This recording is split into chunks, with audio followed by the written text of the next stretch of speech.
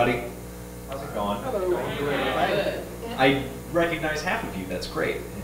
So, my name is Oztalay, I work at Certain Affinity, I'm a technical artist. One of my big things in my job is productivity, and one of the things that I can do to make things more productive is have a better, more positive studio culture. So today I'm talking about the joyful workplace, or how I stopped worrying and learned to love making video games, because with due respects to our host, I think making video games should be fun.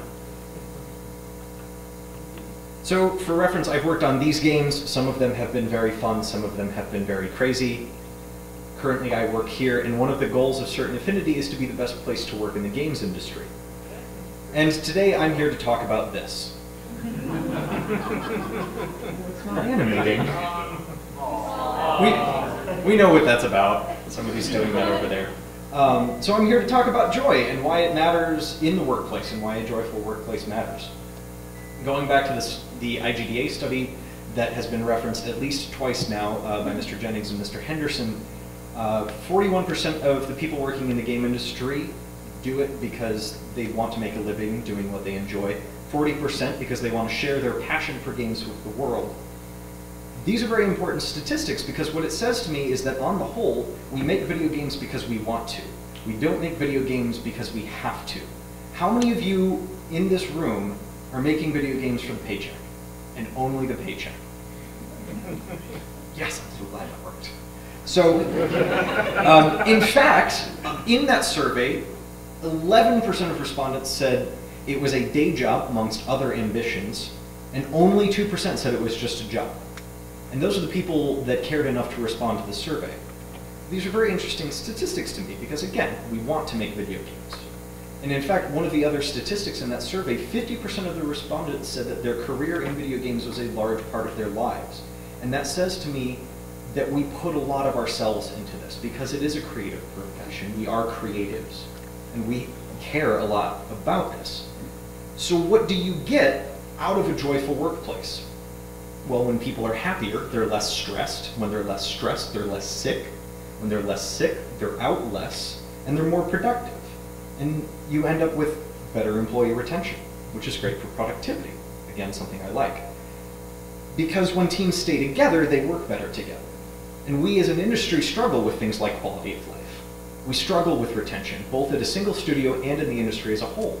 How many people have considered leaving the industry altogether after they've gotten laid off, or after a really bad crunch? And these things, many people that are working in the industry now are not working with the people they were 10 years ago. And so this is a problem for me. In fact, people leave the industry. 39% said because they wanted a better quality of life. 15% said they found a job with better paying hours. And 15% said they just plain burned out.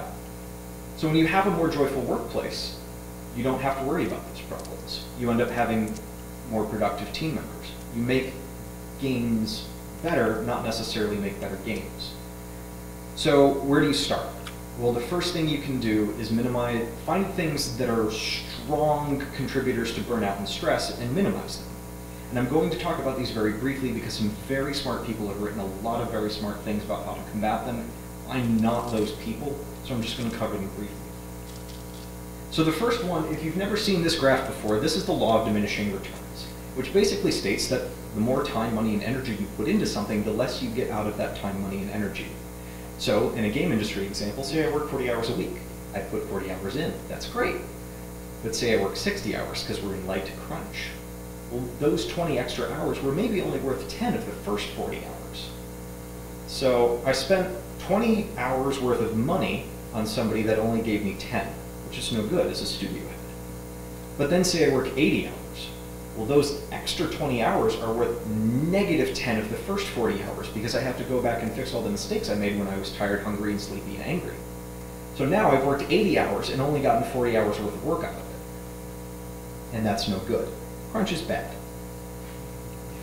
Unproductive meetings are a huge contributor. A lot of people in the game industry started getting into Scrum and Agile, having those 10-minute stand-ups. But a lot of people also have trouble getting people to show up to those stand-ups. So you end up with 15 minutes of prep for a 10-minute meeting and then another 10 minutes of follow-up. So we end up with 45 minutes out and people get stressed about that. Unproductive meetings do not help good workplaces. and I wish this slide was working. Has anybody seen this before? Okay, one person has seen this before. So this is an otter, and this otter is very good at stacking cups. And in this video, he has 3 cups: a blue cup, which is the biggest, a purple cup, which is the smallest, and a red cup, which is the middle-sized. And in this, the trainer hands the otter, who is currently holding the largest and smallest cups, the middle cup. The otter gets very, very frustrated, throws the cups down, and there's some swearing that goes on in the GIF. This is because tools are a huge contributor to stress in the games industry, and again, as a technical artist, this is a particular area of interest to me. When people are frustrated by their tools, they are less productive, usually because their tools are not enabling them to be productive. When you put time and money and energy into bettering your tools as a game developer, you get more money back because your people end up being more productive and less stressed. So that's great. So you're now working maybe 50 hours a week on the whole at the studio, your scrums only last 10 minutes, and you're using better tools. That's great. But that only gets you so far. That's reducing stress. That's not bringing joy into the workplace. That's not making games the act of making games be fun. What else can you do? So these are going to be a few concrete things that I've seen at other studios and I've seen encouraged around the Webernets. The first one is make it okay to go home. Because a lot of studios have a lot of features built into them that communicate, oh, you don't have to go home. We've got showers, we've got breakfast, we've got lunch, we've got dinner, we've got a gym, we've got a masseuse. Why do you need to go home? So you only end up going home to sleep, and that's not healthy. Rookie cookies. Pick this up. I first saw this at Volition. I also saw it at Vigil. I ended up helping bring it to Certain Affinity. This is a great way to get new people introduced to the studio, and everybody likes cookies. When somebody starts, they're given a box of Tiff's treats, which is really easy because they deliver everywhere. They get a box of Tiff's treats and an email goes out that says, hey, this new person is sitting at this position.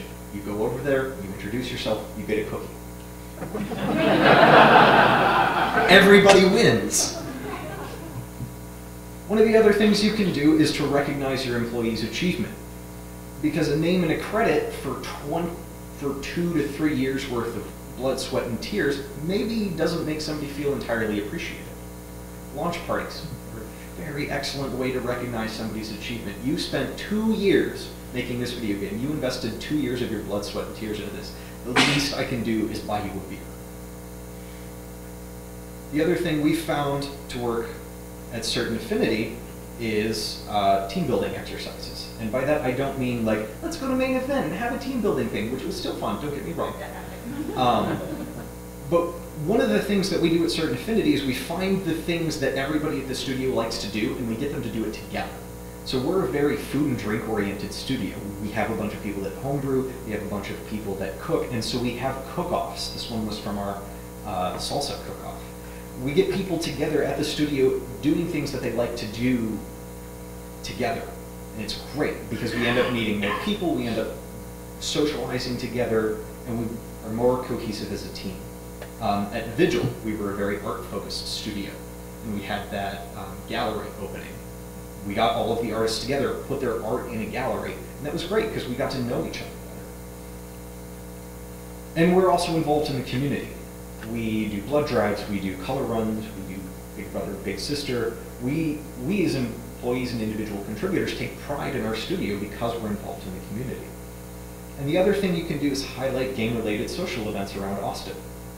For example, Microtalks, Austin Game Developer Beer Night, Video Games Maker Unite, Tech Art Gathering, QA Beer Night, Juegos Rancheros, Indicate MX, Fantastic Arcade, and Game On Austin. If you want to know more about any of these that you've never heard of, come ask me.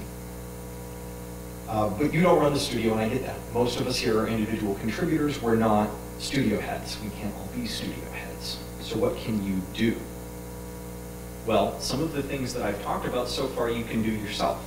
Maybe people at your studio really like to play board games. Why not play board games at lunch? Be mindful of your activity and be mindful of how it affects others. Negativity spreads so much easier than positivity. And it's so much easier to spread negativity, so be mindful of that when you're at your studio. So in conclusion, joy is good, stress is bad. Feelings are cool, sleep is great, crunch is bad, and games should be fun to make.